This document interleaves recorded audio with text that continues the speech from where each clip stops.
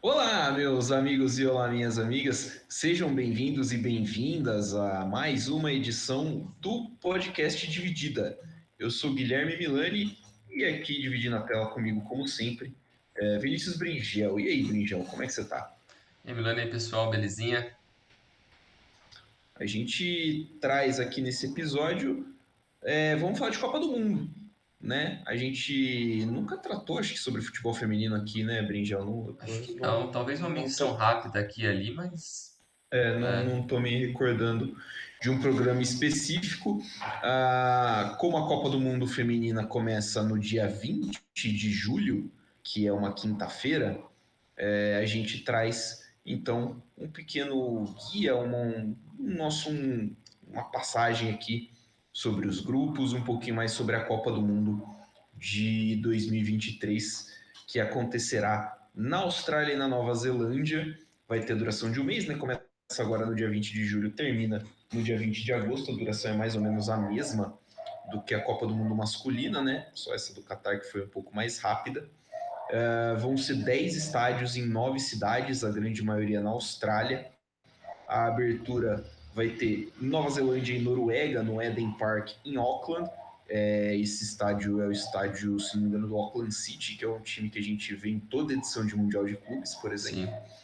E a final no Stadium Austrália, em Sydney, o principal estádio da Copa, o maior deles.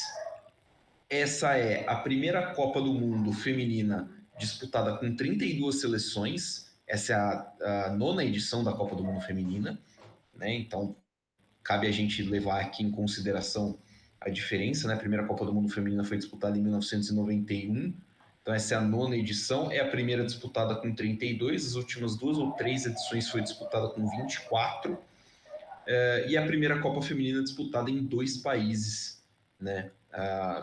E também a primeira Copa do Mundo, aí independente de masculino ou feminino, a ser disputada em teoricamente dois continentes, porque a Austrália, segundo para a FIFA, faz parte do continente asiático e a Nova Zelândia é Oceania. As maiores campeãs da Copa do Mundo. Os Estados Unidos têm quatro títulos, 91, 99 e a atual bicampeã em 2015 e 2019. A Alemanha tem um bicampeonato em 2003 e 2007. A Noruega tem um título em 95 e o Japão tem um título em 2011. A maior artilheira da história das Copas do Mundo, somando inclusive com o masculino, é a Marta, tem 17 gols marcados em 5 Copas disputadas. Ela vai disputar a sexta Copa nesse ano. A Brigitte Prinz, alemã, que disputou 95, 99, 2003, 2007 e 2011, fez 14, assim como a Abby Wambach, atacante americana, que disputou as competições de 2003, 2007, 2011 e 2015. Na última Copa, que foi disputada na França, a campeã foi a seleção americana, derrotou a Holanda na final, com a Suécia derrotando a Inglaterra na decisão do terceiro e quarto. A melhor jogadora daquela competição foi a Megan Rapinoe, dos Estados Unidos. As artilheiras Ellen White, da Inglaterra, Rapinoe e Alex Morgan, dos Estados Unidos. Todas elas fizeram 6 gols. Agora, Brinjal, a gente viu recentemente, né, Uhum. que o número de espectadores presenciais, né, nos estádios cresceu durante o tempo Sim. e teve uma queda, né? A gente olha aqui para a tabelinha que está no nosso roteiro, ele tem uma queda na média nos últimos anos. Mas a expectativa para esse ano é muito boa, né? Os organizadores na Austrália e na Nova Zelândia têm uma expectativa de melhorar as médias francesas. Eu tava lendo muito que essa poderia ser a maior Copa do Mundo feminina, muito por conta dessas mudanças que você acabou de mencionar de aumento de equipes, de ser um país onde é muito popular o futebol feminino, no caso da Austrália e da Nova Zelândia também, consequentemente. Mas eu acho que talvez afete um pouco em questão de audiência por conta dos horários, que, querendo ou não, em alguns Sim. países vai acabar sendo um pouco problemático. Mas em questão de público mesmo, assim, a expectativa é de que seja lotado quase todos os jogos. Então, acho que tem tudo para ser uma das maiores Copas mesmo. Essa agora, apesar da última que foi na França, então um país bem no centro da Europa, mais fácil acesso, deveria em tese ter contribuído para um aumento maior dessa média, né? É que eu não me recordo se os estádios que foram usados nessa última Copa do Mundo na França, se eram os de grande capacidade ou se acabou indo para alguns estádios menores. Eu não me recordo isso exatamente, porque poderia levar em conta esse efeito, né? Mas a expectativa é É, boa para esse ano. tem bastante estádio aqui. Eu abri aqui a página e tem bastante estádio com capacidade reduzida, né? 18, 19, 20. O maior estádio que foi sede foi o estádio do Lyon. O Parque Olympique Lyonnais tem 57.900 lugares. Depois veio do Paris Saint-Germain, né? O Parque des Princes com 45.600. E aí já é o estádio do Nice, Allianz Riviera, com 35.100, né? Então, não são estádios assim tão grandes, né? É, Se você pensar, por exemplo, em 2016, a própria França sediou a Copa do Mundo e teve o Stade de France como principal estádio, né, que tem mais de 81 mil lugares. Aí tem o Estádio Olympique de Marseille, que tem 67 mil. O estádio do Lille tinha 50 mil. Uns 2 ou 3 estádios com capacidade para 40 mil pessoas. Então, uns estádios um pouco menores. Acho que tem alguns estádios grandes assim também na Austrália, mas alguns também de menor capacidade, mas acredito sim num evento, num torneio com bastante sucesso do público. exato. Só mais uma coisa, eu acho que vai influenciar isso também porque tem muito. O rugby é muito forte lá, né? Então, consequentemente, os estádios são Sim, grandes. Então, sim. provavelmente vai lotar quase tudo com público alto. Principalmente os jogos das anfitriãs e Sim, das seleções americana, inglesa, que ainda tem uma grande influência por ali também. isso. Vamos falar então, começar a falar dos grupos, né? O grupo A, sediado na Nova Zelândia, tem as donas da casa, Nova Zelândia, Noruega, Filipinas e Suíça. A Nova Zelândia participa pela 5ª vez da Copa do Mundo, nunca passou da fase de grupos, né? É a 4ª competição seguida que elas disputam, é a 5ª, desculpa, participação consecutiva delas, é a 6ª no geral. Treinadas pela Jitka Klimová, da República Tcheca, e tem como principal destaque a Hannah Wilkinson, atacante do Melbourne City da Austrália.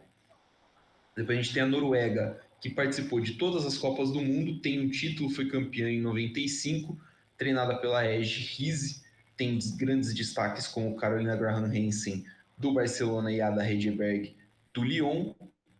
As Filipinas, que estão estreando na competição, treinadas pelo australiano Alen Stajcic, tem alguns destaques em lugares mais periféricos do mundo da bola, né? Como a Kinley Quesada, do Estrela Vermelha da Sérvia, e a Sarina Bolden, do Western Sydney Wanderers da Austrália. E a Suíça, que vem para sua segunda participação, chegou nas oitavas de final em 2015, time da Inca Greens, a alemã. Tem ali a Watley do Arsenal e a Ramona Bachmann do Paris Saint-Germain como grandes destaques. Outras jogadoras para se ficar de olho nesse grupo é a Ali Riley, da Nova Zelândia, defensora do Angel City, dos Estados Unidos da América. O grupo tem uma hierarquia bem definida, né, entre quem briga por classificações e outros resultados. A Noruega é uma candidata muito forte a chegar longe na Copa, a chegar bem longe nos mata-matas, e tem graças a uma boa geração que busca resgatar o prestígio que o país teve durante os anos 90. Já a Suíça tem um elenco muito capaz de garantir a segunda vaga do grupo, mas mas a falta de consistência pode acabar pesando um pouquinho na hora de brigar contra os times do porte da Noruega, né, que estão mais perto ali do escalão mais alto do futebol feminino. Já as anfitriãs neozelandesas e as estreantes filipinas têm em comum o fato delas terem desenvolvido um tipo de jogo para os adversários mais fracos, né, que mais comumente elas encaram dentro das eliminatórias da Confederação, e o outro para a partida contra adversários mais fortes. Então se joga de um jeito nas suas eliminatórias, né? Por exemplo, a Nova Zelândia pega, sei lá, as Ilhas Salomão, Fiji, não dá para você jogar desse jeito também contra uma Austrália da vida. E no caso das Filipinas é a mesma coisa. A Nova Zelândia vai buscar a primeira vitória em Copas do Mundo, né? E fez 15 jogos já em toda a sua história e conseguiu 3 empates, o resto é tudo derrota, né? São 12 derrotas. E as Filipinas estão aí para deixar a marca, né? É um dos países que a gente pode falar que foi meio que agraciado aí com essa expansão Sim. do número de seleções e está aí marcando a história do país já participando de uma competição internacional pela primeira vez. E é difícil falar isso, né? Mas basicamente qualquer coisa que vier é lucro, né? É meio complicado para as Filipinas. Mas o jogo contra a Nova Zelândia deve ser uma partida muito emocionante para elas, com certeza. A primeira rodada tem Nova Zelândia e Noruega, e Filipinas e Suécia. Depois teremos na segunda rodada Nova Zelândia e Filipinas e Noruega e Suécia, e Suíça, desculpa, Noruega e Suíça.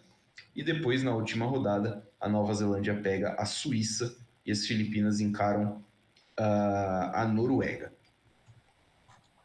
Exato. Agora no grupo B, que quem cabeça esse grupo é uma das anfitriões também, na Austrália, que essa é a oitava participação deles. As australianas só ficaram de fora da primeira edição em 91. Elas já chegaram em três quartas de final em 2007, 2011 e 2015. A treinadora, ou treinador, o treinador é o Tony Gustafsson, sueco, que está lá desde 2020. A principal jogadora é a Sam Kerr, atacante do Chelsea, que é uma das principais equipes do futebol feminino mundial atualmente.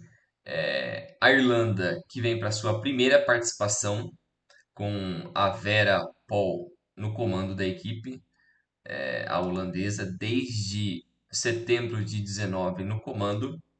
Algumas das principais jogadoras da equipe irlandesa, a Denise O'Sullivan, volante do North Carolina Courage dos Estados Unidos, e a Katie McGabe, atacante do Arsenal. Outra participante nesse grupo é a Nigéria, que veio para sua nona participação, foi presente em todas os mundiais femininos até hoje. Em 2019, elas pararam nas oitavas de final e nas quartas de final em 99. O técnico é o Randy Waldrum, dos Estados Unidos, que está lá desde 2020. E a principal jogadora é a Assissa Oshoala. Desculpa a pronúncia horrível, mas é isso aí. É atacante do Barcelona, que também é outra das grandes equipes que a gente vai ver bastante aqui no nome do Barcelona entre as principais jogadoras. Bom pontuar aí que a nossa pronúncia às vezes não vai ser, não é a melhor de todas, né? A gente vai dar umas escorregadas aí, a Não gente já ajuda, pede né? desculpa desde já. A última equipe desse grupo é o Canadá, que vem para sua oitava participação, e assim como a Austrália só ficou de fora da primeira edição do Mundial, e a melhor participação delas foi o quarto lugar em 2003. A técnica é a Bev Priestman, inglesa, que está lá desde 2020, e a Jessie Fleming, do Chelsea, e a Christine Sinclair, do Portland Thorns, são algumas das principais jogadoras dessa equipe do Canadá. Outras jogadoras para ficar de olho nesse grupo, a Vanessa Giles, do Canadá, defensora do Lyon, de 27 anos, a Ellie Carpenter, da Austrália, que também joga no Lyon, defensora de 23 anos, a Mary Fowler, australiana, também do Lyon, atacante de 19 anos, a Queen, canadense, que joga no Olympique Rennes, meio campo de 27 anos, e a Kayler Sheridan, canadense que joga no San Diego Wave, goleira de 28 anos. A seleção da Irlanda fez história ao se classificar para seu primeiro torneio internacional em um clássico contra a seleção escocesa e de presente de boas-vindas ganhou um grupo da morte na Copa do Mundo. Vai precisar superar todas as expectativas para beliscar uma vaga nessa próxima fase, no que deve ser o último Mundial da geração que colocou a Austrália nos holofotes mundiais do futebol feminino. A Austrália que vai contar com uma torcida muito apaixonada empurrando a sua craque Sam Kerr para quebrar a barreira das quartas de final. O quarto lugar nas Olimpíadas de 2020 deixou os torcedores muito esperançosos por uma campanha de destaque como anfitriãs. E o Canadá, que vem do seu melhor momento na sua história após o ouro olímpico em Tóquio, mas a situação na confederação pode tumultuar um pouco o ambiente das jogadoras. Elas reclamaram das condições financeiras, da estrutura e a CSA fez cortes financeiros para não falir. O plantel é bom e muito experiente e vai tentar dar uma despedida honrosa para Christine Sinclair, a maior jogadora da história da seleção canadense. A Nigéria tem uma equipe muito talentosa, mas passou por um ciclo conturbado, com resultado ruim na Copa Africana de Nações, o quarto lugar, e a oscilação que pode ser atribuída a algumas lesões das principais jogadoras nesse momento chave. A Federação Nigeriana teria se negado a pagar um bônus de participação para algumas das jogadoras e houve uma ameaça de boicote na estreia da Copa. Mas a capitã Onomi Obi negou essa possibilidade e apesar disso a Nigéria ganhou algumas das últimas partidas e carrega esse bom momento para esse grupo da morte. O, o schedule aqui, né, os jogos, o calendário desse grupo, a Austrália vai estrear contra a Irlanda em Sydney e depois pega a Nigéria e depois fecha com o Canadá. A Irlanda estreia contra a Austrália, depois Canadá, depois fecha contra a Nigéria e a Nigéria começa abrindo contra o Canadá, depois a Austrália e depois contra a Irlanda. E o Canadá estreia contra a Nigéria, depois a Irlanda e fecha contra a Austrália. Você viu aqui que bizarro, que total de distância que a Irlanda vai percorrer nessa fase de grupos é 8.000 quilômetros. Que porra é essa, velho? Cara, É é uma uma coisa que a loucura isso aí, gente velho. não tinha, tipo, muito se atentado, mas a Austrália é um país grande pra cacete, né? Porra, mano, nem no Brasil os caras não se fuderam assim, velho. Que isso? A Irlanda vai de Sydney para Perth e de Perth para Brisbane. Vai Vai e volta. visitar todos os cantos do país. Vai se Ferraram as fuder, né? nossas irmãs irlandesas aqui. A dona FIFA tem que ver isso aí, bicho. Caralho, meteu foda-se. Mas é um problema, porque vai desgastar, né? Já desgasta as Exato. jogadoras, né? Você tem um jogo, a Irlanda joga dia 20, dia 26 e dia 31. É um intervalo assim, 5 dias mais ou menos em média, mas né, Sim. você deve perder o dia da viagem completamente, né? É. Não tem como você se recuperar. Passando para o grupo C, onde a gente tem outra grande favorita, a Espanha, que está na sua terceira participação, participou de 2015 e 2019, caiu nas oitavas de final na última Copa do Mundo. Tem o técnico Jorge Vilda no comando desde 2015 e com principais destaques a meia Alexia Putellas, do Barcelona, e a meia atacante Jennifer Hermoso, do Pachuca do México. Também no grupo a Costa Rica volta a uma Copa do Mundo depois de 2015, onde ela parou na fase de grupos. A técnica Amélia Valverde está ali há 8 anos já no comando do time e tem como destaque as meias Raquel Rodrigues, do Portland Thorns, e Priscila Chinchilla, do Glasgow City, da Escócia.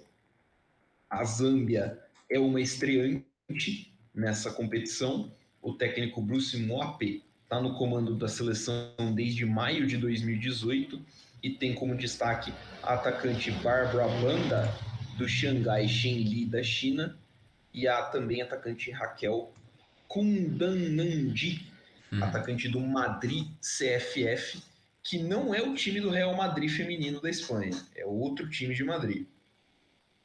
O Japão fecha o grupo, é a 9ª participação do Japão, que é outra das seleções que participou de todas as Copas do Mundo.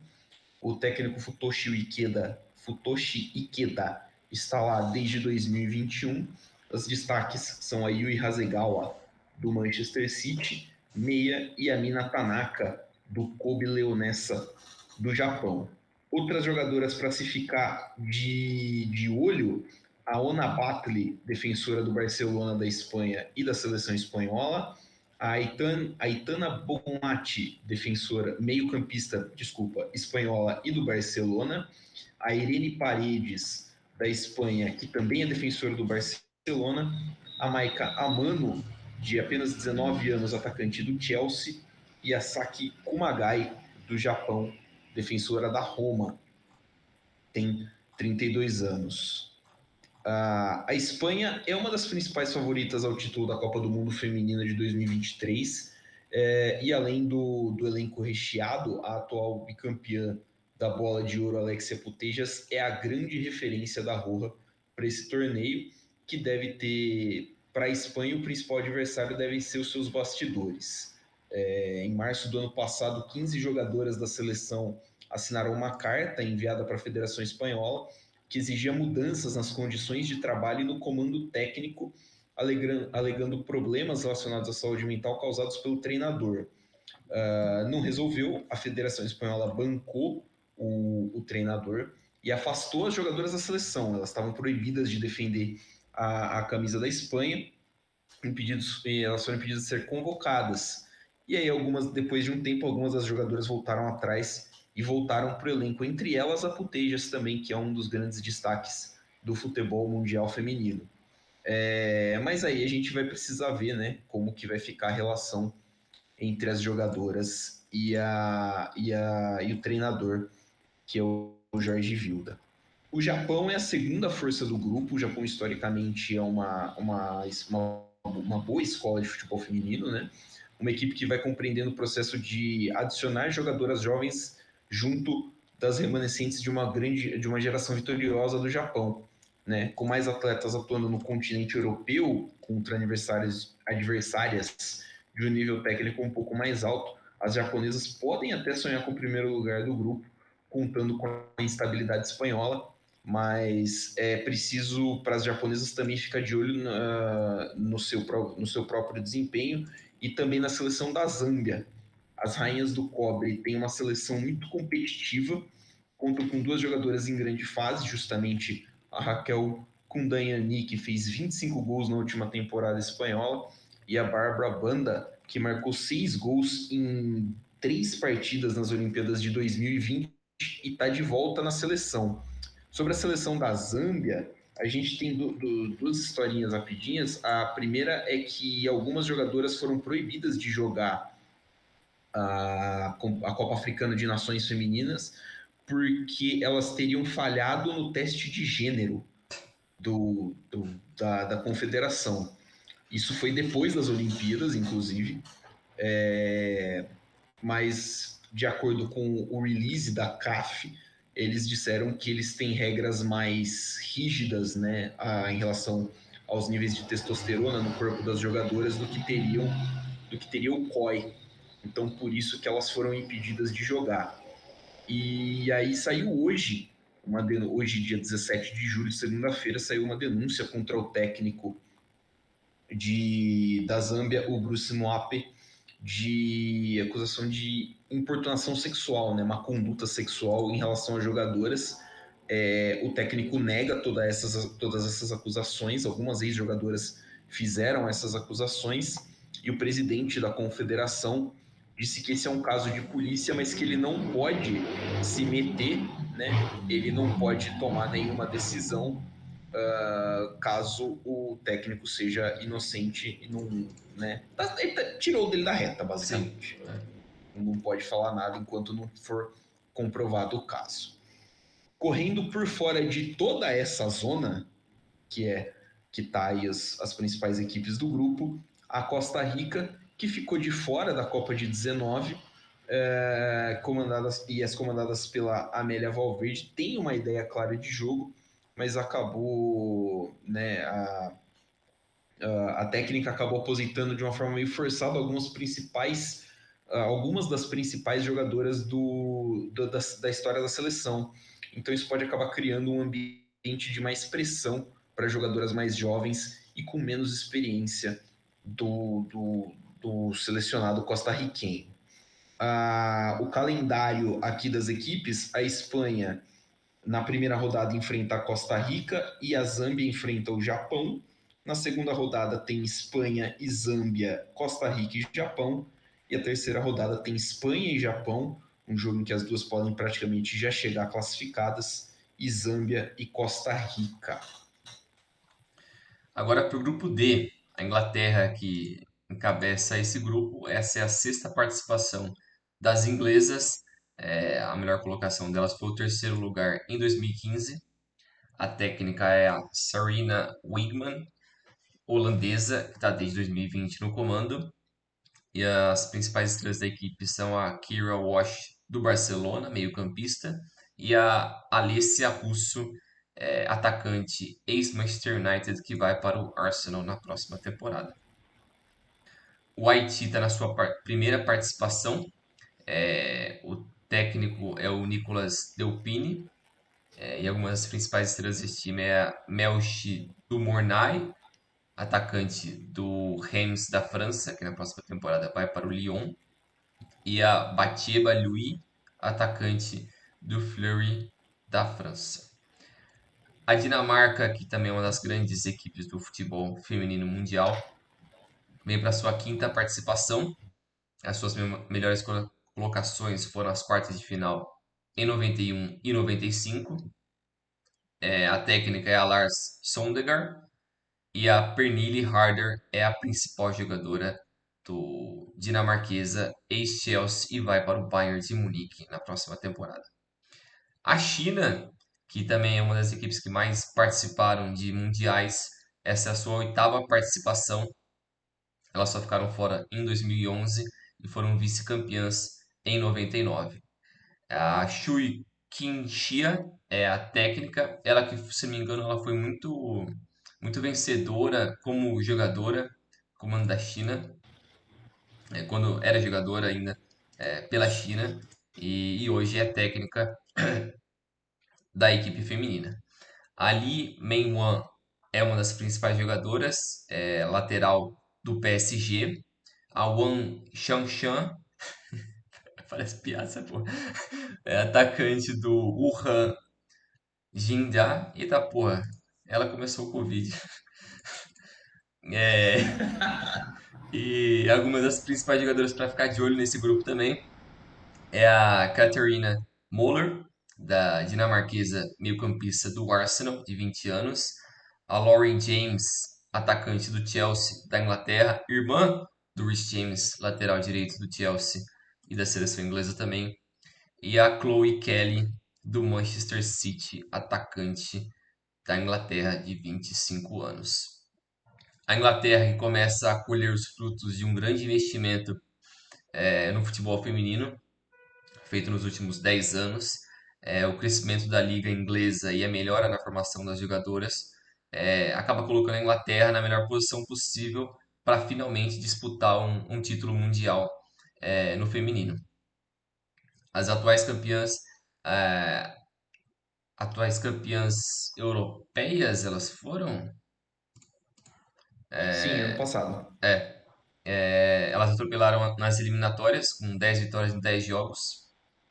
Tem uma equipe dinâmica, bem organizada e vão ser a equipe a ser batida no mata-mata. A Dinamarca, a China tem lastro de tradição no futebol feminino, mas acabaram ficando um pouco para trás nos últimos anos. O confronto logo na rodada inicial vai ser decisivo para quem quiser buscar os pontos contra a favorita Inglaterra. E tem tudo para ser um dos jogos mais importantes nessa primeira fase. A volta da Pernille Harder depois de lesão dá uma dinâmica muito diferente para o ataque dinamarquês, enquanto a China vai buscar se aproveitar do talento da Wang Shangshan para alcançar a vaga no mata-mata do Mundial. O Haiti, que passou por muita coisa até a classificação, desde a pré-eliminatórias na CONCACAF até uma repescagem bruta, em que as haitianas bateram Senegal e Chile. A história é muito bonita que elas passaram até agora e repleta de jogadoras jovens, que vão marcar o seu nome na história do país. O calendário aqui desse grupo D. A Inglaterra abre o grupo contra o Haiti no dia 22. A Dinamarca pega a China também no dia 22. Na segunda rodada, a Inglaterra enfrenta a Dinamarca e o Haiti a China.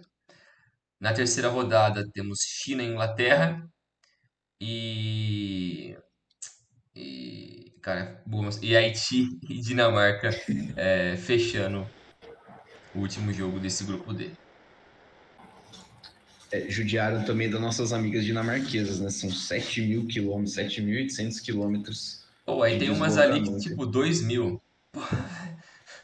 Tipo, É tava, muito eu tava mal feito olhando. isso. Pô, o que eles pensaram? Eu não sei, cara, porque, tipo, você tem 5 sedes na Austrália, né? Tipo, será Isso. que não cabia mais uma, tá Não dá pra ligado? equilibrar? Né? Tipo, colocar mais uma pertinho ali de Perth ali, né? Sei lá, eu. Passando pro grupo E de Estados Unidos, né? A cabeça de chave que vai para sua nona participação, também esteve em todas as Copas do Mundo, foi campeã em 91, 99, 2015 e 2019 e tem como pior colocação, essa é uma trivia, é uma informação extra, a pior colocação dos Estados Unidos aconteceu em 95, 2003 e 2007, quando elas ficaram com o terceiro lugar. Ou seja, ou é final ou é terceiro lugar para os Estados Unidos e nada além disso. O técnico é o Vlatko Andonovski, né, que é macedônio. Ele está desde 2019 no cargo, depois da última Copa do Mundo. As grandes destaques, Megan Rapinoe e Alex Morgan, as duas atuando na Liga dos Estados Unidos. O Vietnã é um estreante. Aqui eu vou ter que pedir desculpa porque eu não sei como é que pronuncia os nomes em vietnamita, então vai na Fudeu. pronúncia mais abrasileirada mesmo. O técnico é o Mike Duc Chung, está desde 2016 no comando. A Duron Thi Van e a Huyen New são as principais destaques. A New é a atacante do Lanque Vilaverdense de Portugal. É a única jogadora que joga fora do Vietnã dentro da convocação. A Holanda, os Países Baixos, estão na sua terceira participação, terceira consecutiva, né, nas Copas do Mundo. Vice-campeã em 2019, o time do técnico Andres Jonker, que está ali desde o meio do ano passado, né, não completou um ano ainda no comando da seleção holandesa. Tem como principais destaques Danielle Van de Donk, do Lyon, e Lick Martens, do Paris Saint-Germain. Já Portugal, do técnico Francisco Neto, que está lá desde 2014, estreia em Copas do Mundo, o que a gente até meio que estranha, né? Portugal é um país com bastante tradição no futebol. Tem como destaque a Carole Costa, zagueira do Benfica, e a Tatiana Pinto, meia do Levante. Agora segura a lista, porque tem outras jogadoras aqui Uhum. destaque no grupo. A Julie Ertz, que ela é esposa do Zach Ertz, ex-Tyrande do Philadelphia Ah, é? Eagles. É Caralho. meio-campista do Angel City, dos Estados Unidos. Ela é americana, né? A Daphne Van Donselaar, holandesa, goleira do Aston Villa. A Jéssica Silva, meia do Benfica de Portugal. A Alyssa Nair, goleira do Chicago Red Stars. A Lindsay Horan, meia-campista do Lyon, também pelos Estados Unidos. A Jill Hoard, meio-campista holandesa do Manchester City. A Rose Lavelle, do Oil Reign dos Estados Unidos e da seleção americana. A Sophie Smith e a Crystal Dunn, duas jogadoras da seleção americana e do Portland Thorns. E também a Naomi Mirga, do San Diego Wave, defensora de 23 anos. As atuais bicampeãs, as americanas querem se despedir de um ícone dessa geração, Megan Rapinoe, com mais uma taça. Apesar de hoje ter um estilo diferente do apresentado na última Copa do Mundo, os Estados Unidos possivelmente têm o melhor elenco dessas 32 seleções e não devem encontrar muita dificuldade no grupo. Dominantes desde sempre, será uma surpresa mesmo se a seleção norte-americana fizer menos do que 7 jogos na competição. Em tempos normais, a gente teria a seleção holandesa como uma das postulantes também ao título das americanas, atuais vice-campeãs do mundo, como elas são. Mas um ciclo conturbado e recheado de problemas físicos com as principais jogadoras fez com que as neerlandesas cheguem com um ponto de interrogação em relação ao lugar onde podem chegar. Sem Viviane Miedema, um dos principais nomes do futebol feminino mundial por conta de uma lesão, é Lick Martens, que vai precisar assumir o comando de uma seleção que se adapta bem a diferentes cenários, mas vai precisar se superar para atingir o mesmo patamar e chegar ao mesmo lugar de 4 anos atrás. Já Portugal e Vietnã vão estrear em Copas com objetivos diferentes. Né? As portuguesas têm um elenco formado majoritariamente por jogadoras do Benfica e do Porto, que pode ajudar na coesão e no entrosamento entre elas, e a depender do resultado da estreia, né, contra os Países Baixos, pode brigar por uma vaga na próxima fase, mas isso pode ser considerado também uma grande surpresa. Já as vietnamitas bateram as tailandesas na eliminatória, né, e estão pintando como a principal zebra dessa Copa, né, o principal azarão, que ninguém basicamente cogitava uma classificação delas para esse torneio. Como o sorteio também já não fez nenhum favor colocando já logo de cara com Sim. as duas atuais finalistas da Copa, né? A presença vietnamita já é uma boa história escrita, né? Já pode ajudar a fomentar mais ainda o futebol no país. Então vamos para o calendário.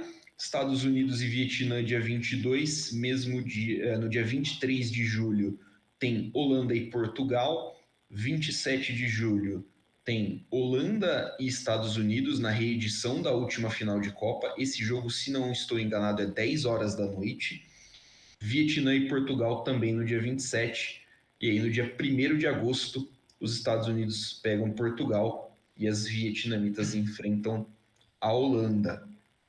Então, esse fica aí o grupo E.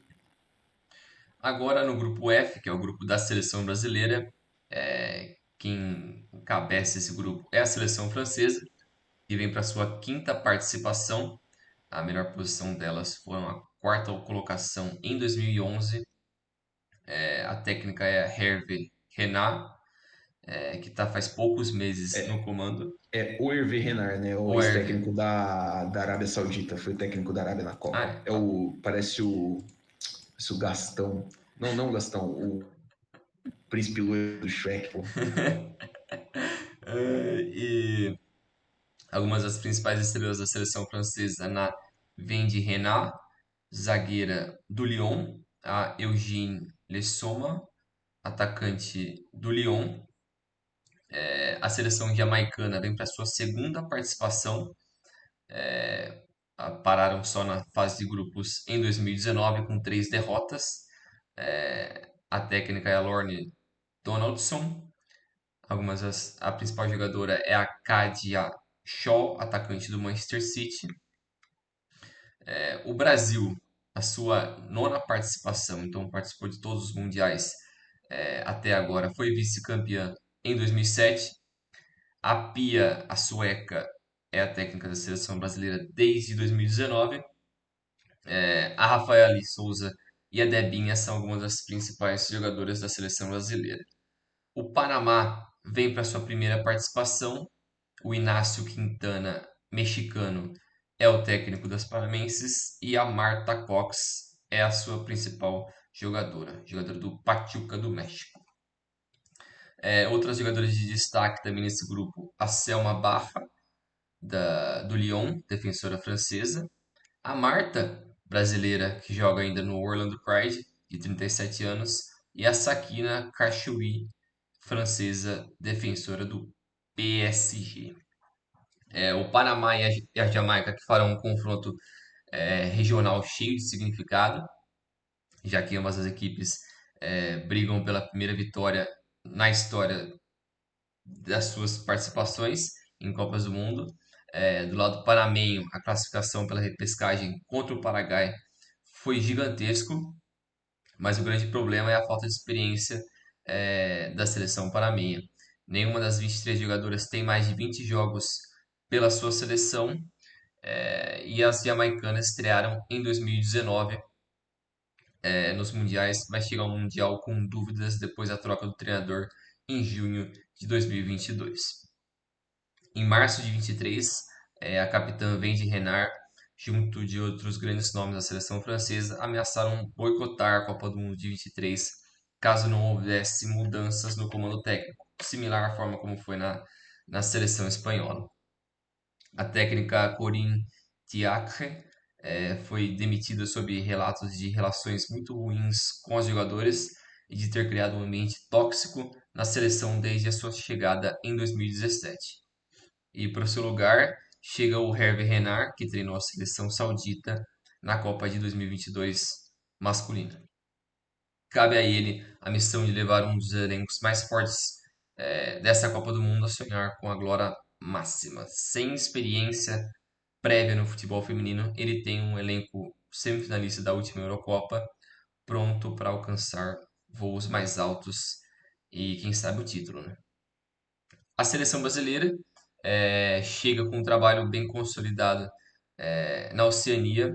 A Pia assumiu a equipe após a Copa de 2019 e promoveu uma renovação nas figuras que passaram pela Grande Comari, ao passo que fortaleceu taticamente a equipe e durante a preparação muitos amistosos contra adversários de primeira prateleira foram feitos e mostraram que o Brasil pode competir com as seleções de mais alto escalão, embora a Copa América do ano passado tenha deixado um gosto amargo em relação ao desempenho da equipe. A Copa também marca o fim da passagem da Marta pela seleção brasileira, a 6 vezes eleita a melhor jogadora do mundo. A Marta também chega ao seu 6º Mundial, ainda sendo a referência técnica, mas sem ser aquela dependência de outros momentos ao longo da sua carreira, mas com um papel importante de liderança e principalmente a sua presença vindo do banco. O comando do ataque deve ficar por conta da Debinha, da Bia Zanerato e da Gabi Nunes, que são as esperanças de gol de uma seleção que aproveita muito das transições ofensivas. No geral, as esperanças são altas e o Brasil conseguiu escapar de Alemanha já nas oitavas de final. Pode sonhar muito alto na Austrália. O calendário: a França estreia contra a Jamaica, o Brasil contra o Panamá. Na segunda rodada temos Brasil e França, e Panamá e Jamaica. E depois, na última rodada, temos França e Panamá e Brasil e Jamaica. A Jamaica também tá fodida, né? Tá na A bosta. Jamaica também, a Jamaica também rodou, vai viajar bastante. O Panamá também, né? O Panamá vai viajar mais 6 mil quilômetros, né? Quase o dobro do que vai viajar o Brasil Dos que a aqui. gente viu aqui, eu acho que o menor é a França. 1.824 quilômetros. Aparentemente é o que menos vai Que estão viajar. na Austrália, né? Sim. Sobre o Brasil, só dar alguns pitacos rapidinho. Uhum. É uma seleção boa. O trabalho da Pia, assim, é difícil comparar, por exemplo, com o trabalho do Tite, porque o Tite teve até um pouquinho mais de tempo, mas assim, o Brasil do Tite chegou na Copa do Mundo sabendo o que precisava ser feito. A sensação que eu tenho é a seleção brasileira feminina sabe o que precisa ser feito. Então, dentro do plano de jogo da técnica, beleza, tá tudo ok. O meu questionamento é se esse plano é realmente o ideal. Sim. Né? Tava comentando com você, Brinjel, que dos jogos que eu vi recentemente da seleção feminina, dos últimos jogos, a seleção me parece muito espaçada, né? A Pia Uhum. gosta de um 4-4-2 com as pontas abertas em linha, né? 4-4-2 em 2 linhas de 4 e 2 atacantes. Até por isso ela exige muito fisicamente das jogadoras e a Marta também já não tem mais esse vigor físico para jogar os 90 minutos ou para começar os jogos. e aí vai depender muito do encaixe de cada partida. O Brasil jogou contra a Jamaica e contra a França na última Copa, derrotou a Jamaica na fase de grupos, perdeu da França nas oitavas de final na prorrogação, um jogo que o Brasil competiu de boa, num nível técnico bom contra as francesas, né? Então vamos ver se mantém esse nível de competitividade alto. No mais, cara, a minha expectativa é o Brasil tem o chaveamento da Copa Feminina é diferente do da Copa Masculina, né? Então o Brasil que está no Sim. grupo tá no grupo F não pega quem está no grupo E, vai pegar quem está no H. Eu não sei como é que eles saíram com esse negócio aqui com. Quem fez esse negócio tava muito louco, né? Não, eu sei lá como é que foi feito isso aqui. Se a gente puder escapar da Alemanha, se o Brasil puder escapar da É, Alemanha, aí a outra equipe possivelmente seria a Colômbia. Né? E a Colômbia foi a seleção que justamente o Brasil derrotou na final da Copa América no ano passado. É um adversário conhecido, o que pode facilitar um pouquinho para a gente, né, para a seleção brasileira. Mas vamos ver. A competição de tiro curto tem muita questão da confiança, né? Então também, se a seleção pegar confiança, pode chegar um pouquinho maior para os jogos decisivos. Falando agora de grupo G, a cabeça de chave do grupo G é a Suécia, que também participou de todas as Copas do Mundo, né, desde 91, foi vice-campeã em 2003. O Peter Gerhardsson assumiu a seleção em janeiro de 2017, substituindo justamente a Pia, que é a técnica atual da seleção brasileira.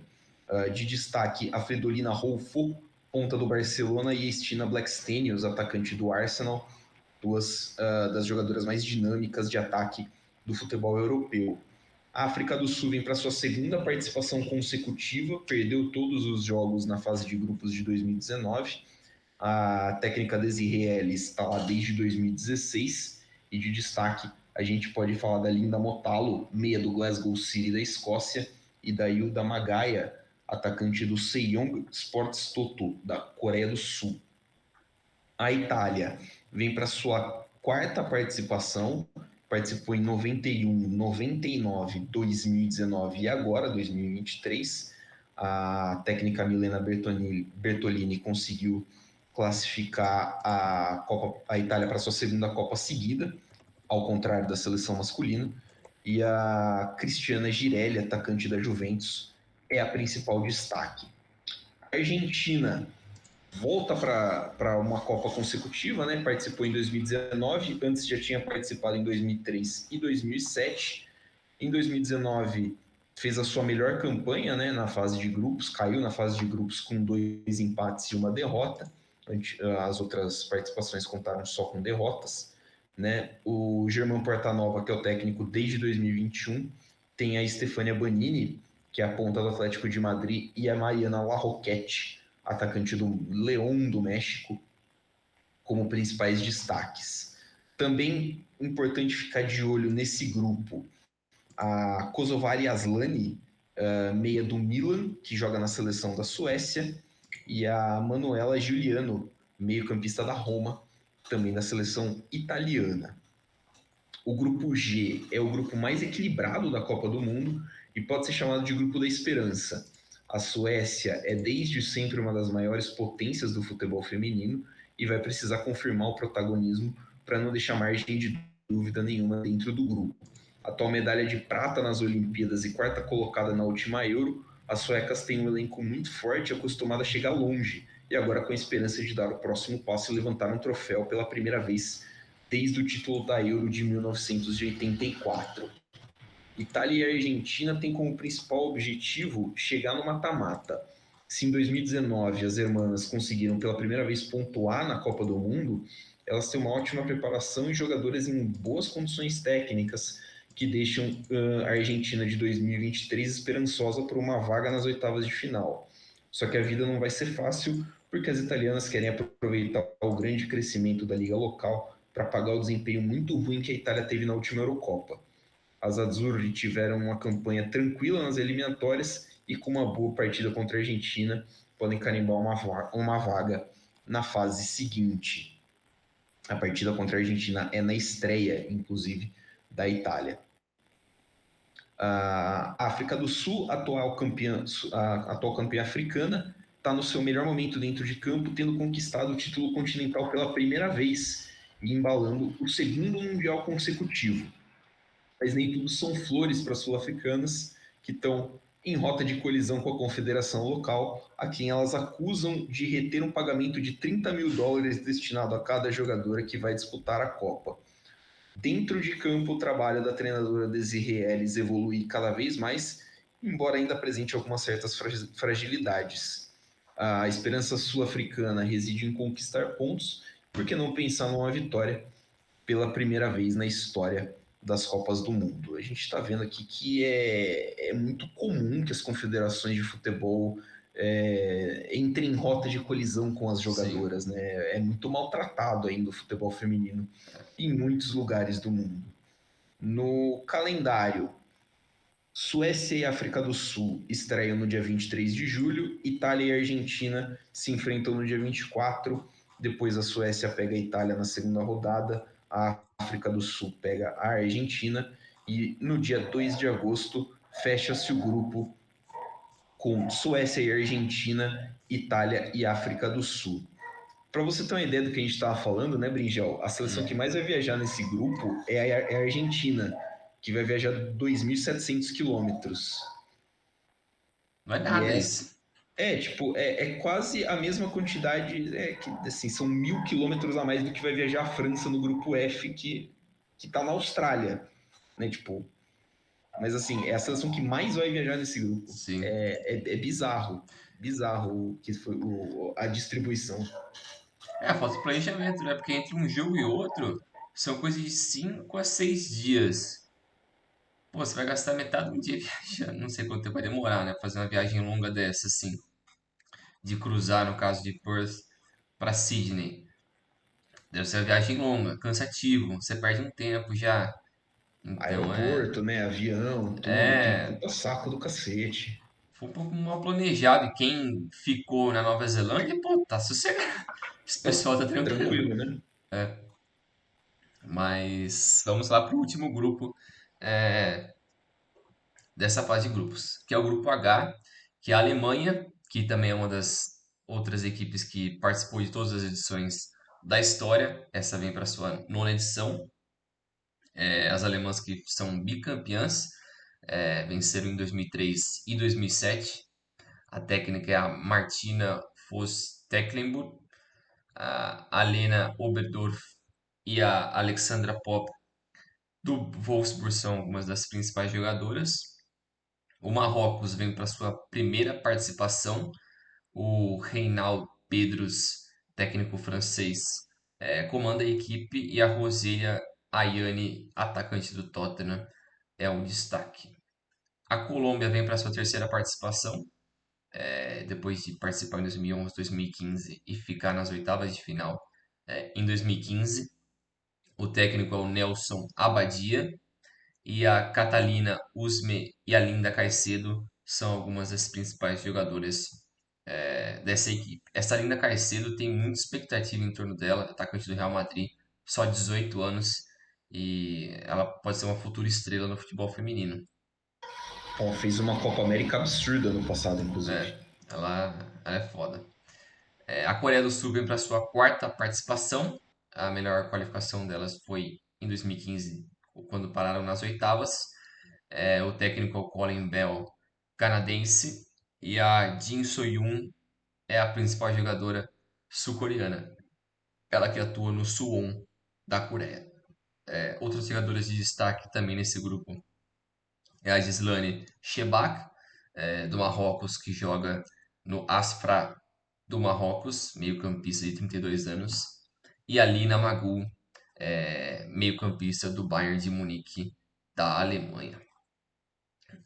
Uma das grandes favoritas dessa Copa do Mundo, a Alemanha quer mostrar por que ela é uma das principais escolas do futebol feminino e apagar de vez a imagem de que ficou depois da última Copa.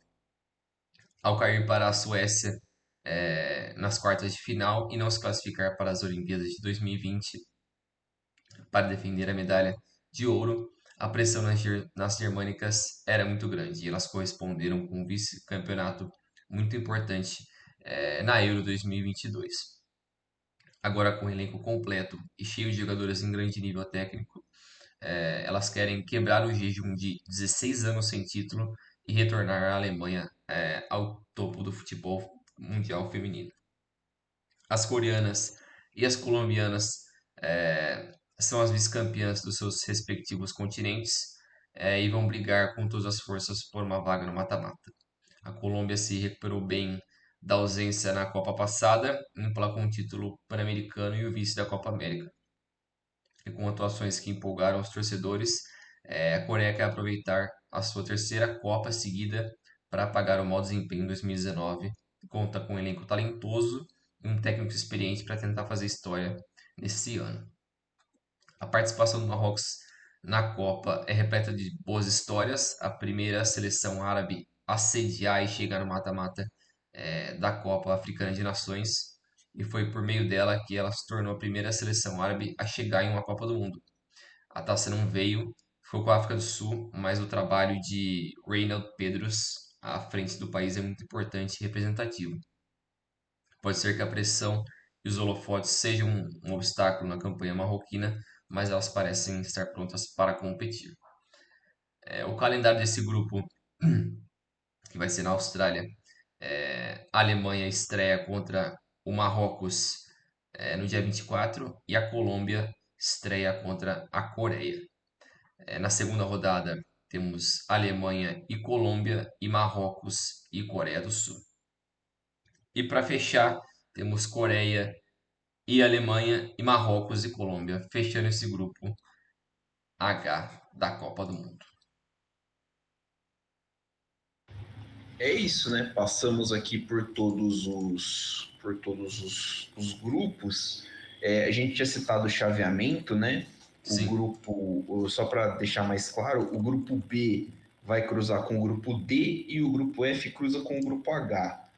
Aí do outro lado da chave, o A cruza com o C e o E cruza com o G, porque tá dividido em como foram sediados, em onde foram sediados os grupos, né? Então os grupos, né, na Nova Zelândia ah, tá. cruzam com os grupos da Nova Zelândia. Só que podia ter sido feito como foi feito na Coreia e no Japão, e eles cruzaram do A ao D na Coreia e do F para frente, do E para frente no Japão. Acabou confundindo um pouquinho. É. Quem tá na Nova Zelândia, quem tá na Nova Zelândia não vai jogar só na Nova Zelândia, porque assim, tem 2 jogos das oitavas de final que seriam na Nova Zelândia, que vão ser na Austrália. Vai ter um jogo em Melbourne, do grupo E. O confronto de E e G vai ser na Austrália, né? Eu não, agora, aí já não fez muito sentido para mim, porque podia ter colocado tudo dentro da Nova Zelândia, mas vai saber. Aqui no Brasil, a Casa TV vai transmitir todos os jogos no YouTube, ao vivo e com imagens. Inclusive, a Casa TV tá com uma estrutura muito foda, hein? Os Absurdo, velho. caras os caras mandam. Não, tipo, eles mandaram uma galeraça pra lá mesmo, né? Pra cobrir também por Uhum. eles. Achei muito da hora. Então, a Globo a Sport TV acho que vai transmitir alguns jogos, a Globo deve transmitir os jogos do Brasil, então vai ter bastante transmissão para o nosso país. Não sei, Brindel, você quer palpitar em destinos para o Brasil e campeão? Cara, é que eu não olhei o chaveamento, eu nem fiz simulação, mas eu acho que é muito difícil fugir de uns Estados Unidos ou Espanha. Eu acho que são as duas melhores equipes. A Espanha só tem um asterisco por conta dessas tretas com a federação, mas eu acho que no papel ela é até melhor que os Estados Unidos. Eu acho que é muito difícil fugir disso. E o Brasil eu não vejo muita perspectiva de ir muito mais longe que umas quartas. Eu acho que quartas é o teto desse time aí.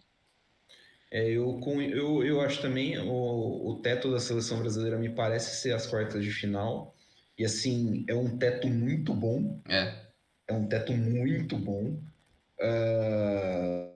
Pode parecer que não, né? Mas assim, que nem a gente falou, né? Se fugir da Colômbia no chaveamento, né? Pode ser que dê certo.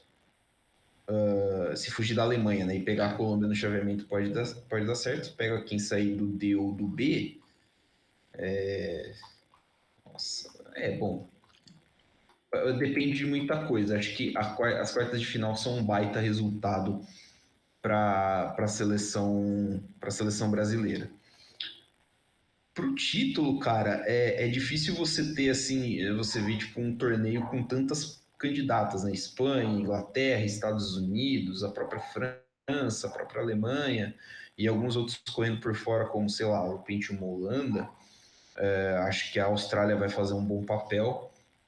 Fico com alguém entre Inglaterra e Estados Unidos. Acho que Forte. são duas das mais fortes seleções femininas da atualidade e vão fazer um bom papel na Oceania. De novo, a competição acaba no dia 20 de agosto, né? E até lá a gente vai acompanhando como vai se desdobrar essa Copa do Mundo. Isso aí. Acho que depois que fizer o Mundial dá até pra gente fazer uma repassada como foi e tal, os principais destaques, uma coisa assim, dá pra analisar Sim, melhor. a gente consegue ver com mais clareza, né, o que aconteceu, É, né? é. Fica legal também. Sim, torcendo por um Mundial de alto nível. Como foi bom o Mundial de 2019, torcer para que essa expansão ajude a manter o nível. Sim. Certo, Brinjal? É isso aí, valeu Milani, valeu pessoal. Até mais. Valeu, Brinjal, valeu, galera. Até a próxima. Sigam-nos nas redes sociais, @Dividida Podcast. Tamo lá. Valeu, um abraço.